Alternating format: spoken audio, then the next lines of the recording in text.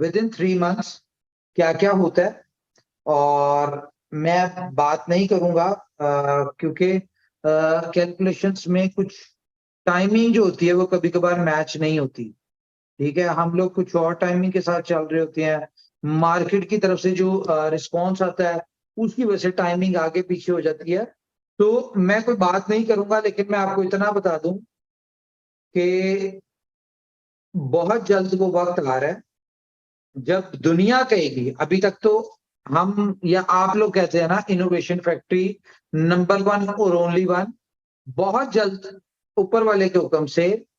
वो वक्त आने वाला है कि जब दुनिया कहेगी इनोवेशन फैक्ट्री नंबर 1 और ओनली 1।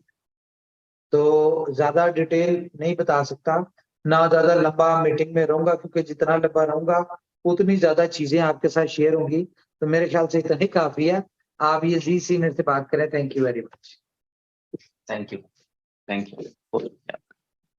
जी। तो मैं आपके साथ एक्चुअली अमूमी तौर पे जो है वो कैम शेयर नहीं होता, क्योंकि जब हम प्रेजेंटेशन कर रहे होते हैं तो फिर साथ जो है वो इसको नहीं करते। तो मैं अपनी स्क्रीन आपके साथ शेयर करता हूं।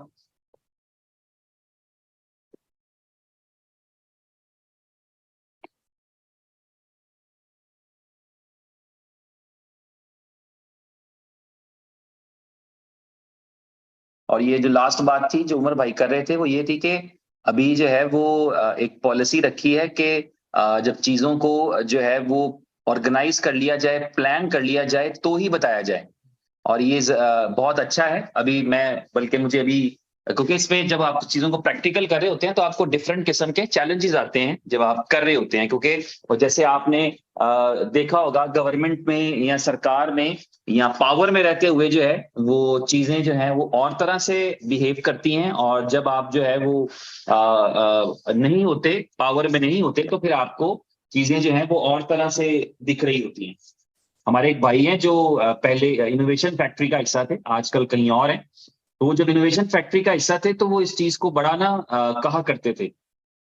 इस चीज के बारे में। बल्कि मैं यहाँ पर इसको ऑन ही कर लूंगा कि वो जब यहाँ पर इनोवेशन फैक्ट्री का हिस्सा थे तो वो कहा करते थे कि यार आप कमिटमेंट ना तभी करें जब आप उसको ऑन कर सकें, वरना आप मत बताएं, आप कहीं ना, ऐसा कहा करते थे। तो अभी वो किसी और जगह है और मैंने उनका एक ऑडियो सुना जब इसमें वो कह रहे थे, लोगों दोस्तों से कह रहे थे या अपने लोगों से कह रहे थे कि हम ये काम जो है वो 27 को करेंगे, और दोबारा मैंने सुना है वो कहते हैं कि हम 13 को करेंगे। और साथ वो तसलसल से ये कहते रहते हैं कि हम अपनी कमिटमेंट पूरी करते हैं। तो अभी जो है वो इसी तरह, और उसकी वजह क्या होती है, मैं उनको कहीं कोई जो है वो कसूरवार करार नहीं दे रहा, लेकिन मैं सोच की बता रहा हूं कि जब चीजें जो होती हैं वो बहुत सारी चीजें ऐसी होती हैं जो आपकी नजरों के सामने नहीं होती, तो एक्चुअली जिसके सामने होती है उसको पता होता है। इसीलिए लोग कहते हैं कि दूसरे का जूता पहन कर देखें, यानी उसकी जगह पर खड़े होकर देखें, तो फिर आपको चीजें बेहतर समझ आती हैं। अभी मीटिंग शुरू करने से आधा घंटा पहले मैं एक मूवी देख रहा था, शायद आप लोगों ने देखी होगी, जिसमें एक एरोप्लेन, एक कमर्शियल फ्लाइट जो है वो यूएसए से उठती है और लंदन उसका टारगेट जो है वो डेस्टिनेशन है, और रास्ते में कहीं जो है वो टाइम ट्रेवल कर जाती है, यानी कि टिक पॉइंट आता है, ये अलग साइंस है खैर। तो वो जो है वो 90s 40 में चली जाती है। तो वो जो कैप्टन है जहाज का, वो ये बात पैसेंजर्स को नहीं बताता कि वो पैनिक हो जाएंगे, वो परेशान हो जाएंगे और वो बेचैन हो जाएंगे, वो रोना धोना शुरू कर देंगे। तो उनके पास इसके अलावा सोल्यूशन कोई नहीं है, क्योंकि वो कॉकपिट में नहीं बैठे, और जो कॉकपिट में बैठा है वो सिचुएशन को देख रहा है कि हमें आगे जो है वो क्या क्या चीजें दिख रही हैं, हमारे लिए खतरा क्या है, हमारे लिए बेहतरी क्या है।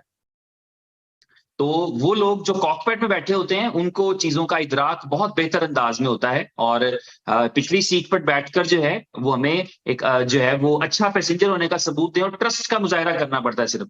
कि हम ट्रस्ट करते हैं, हम यकीन करते हैं, हम जो है वो समझ लें कि अपने उसको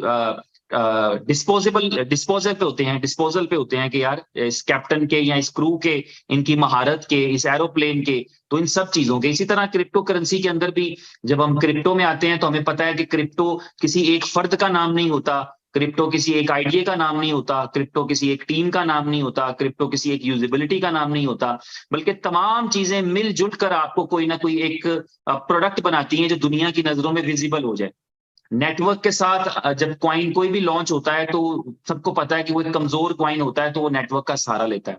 और जो लोग ये बात जोरों शोर से किया करते हैं, वो खुद भी जब कुछ काम करने के लिए जाते हैं तो आज तक मैंने कोई नहीं देखा कि हमारा कोई भाई नेटवर्क वाले कॉइन से निकल कर गया हो इसी ब्लेम के साथ और जाकर के ना कोई बड़ा सुपरसोनिक सा काम कर दिया हो। वो भी यही करते हैं आमिर भाई, तो वो भी यही करते हैं, खुद भी जाकर के नेटवर्क वाला कॉइन स्टार्ट करते हैं। तो आपका जर्नी जो है इनोवेशन फैक्ट्री का या BFIC नेटवर्क का, वो भी यही जर्नी था जिसमें नेटवर्क के साथ उसको शुरू किया। आज जब कंपनी ये प्रोजेक्ट्स करती है ना, अभी बुलेटो के बारे में एक मेरे भाई पूछ रहे थे कि कंपनी को इससे क्या फायदा है, क्योंकि यूजुअली तो ये होता है कि जब आप कोई ITO करते हैं जैसे BLB में हुआ, या जब आप कोई और काम करते हैं जिस तरह दूसरे कॉइन्स करते हैं, तो ITO का मकसद ये होता है कि जो है वो कॉइन या किसी प्रोजेक्ट को या नेटवर्क को करने का मकसद ये होता है कि आपको पैसे आते हैं। बुलेटो के मॉडल के अंदर ऐसा कोई इनकम सोर्स नहीं है कंपनी के लिए। इवन जो USDT भी कलेक्ट हो रहा है उसको वापस बांटने का ही प्लान है, जो रॉयल पूल है उसके जरिए से उसको वापस जो है वो यूजर्स पे डिस्ट्रीब्यूट करने का प्लान है। तो वो यानी ऐसा सोच आनी जहन में कि यार कंपनी जो है वो कहां से कमाएगी बुलेटो के अंदर। तो मुझे इस बात का बिल्कुल वाज़े पता है कि बुलेटो की लॉन्च का पर्पस कंपनी का पैसे कमाना नहीं है।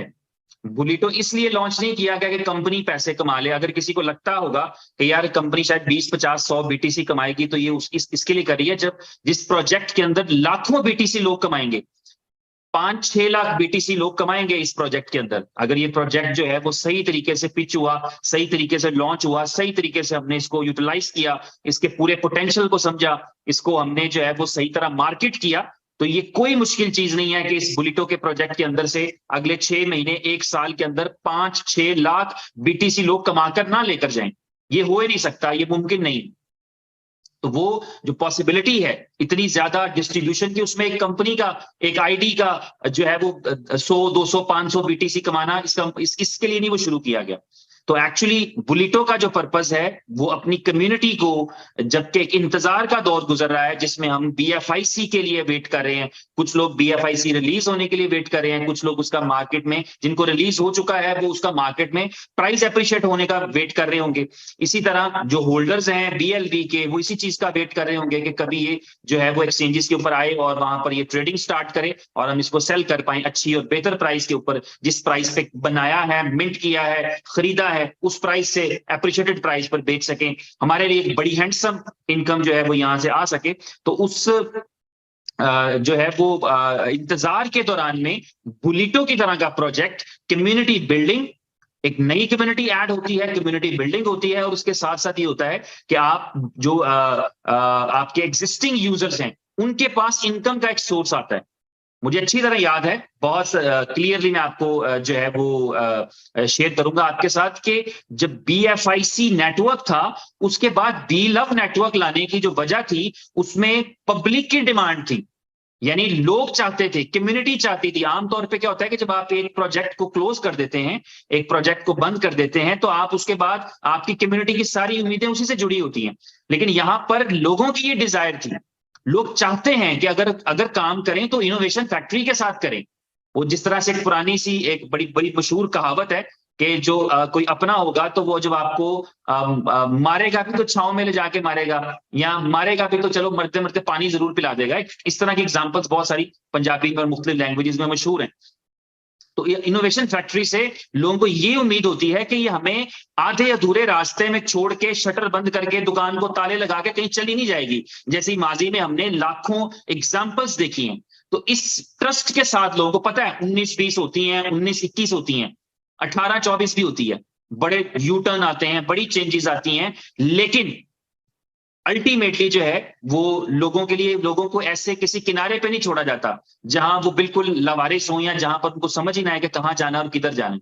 एक जो है वो आपका BFIC नेटवर्क जो है उसका आपके पास ये कॉइन्स जो है उसका रिलीजिंग का प्रोसेस जो है वो प्लान होता रहता है। उसके पीछे साइंस सिर्फ यही होती है। अभी उमर भाई ने 11 से 50 वाले का ज़हन बना रखा है कि जैसे ही कोई थोड़ी सी मार्केट में बेहतर डिमांड आएगी ताकि लोग उसको अच्छे प्राइस पे बेचें, फर्क पड़ता है। वो कहते हैं इससे ये बात मैं नहीं समझता कि लॉजिकल है कि कोई फर्क नहीं पड़ता, दे दो, कोई बात नहीं, चाहे कोई $2 का बेचे या